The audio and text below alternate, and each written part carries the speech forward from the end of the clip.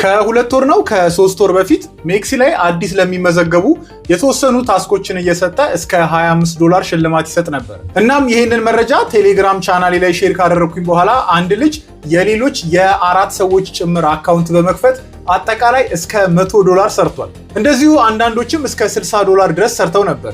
በጣም የገረመኝ ግን አሁን እየተካሄደ ያለው ባይናንስ ላይ አካውንት ስለከፈቱ ብቻ $5 የሚሰጠው ፕሮግራም በእርግጥ ነገ ነው መጨረሻ ቀኑ እና እዚህ ፕሮግራም ላይ እስካሁን አንድ ልጅ ብቻ ለ16 ሰዎች በመክፈት ወደ $80 አካባቢ አግኝቷል።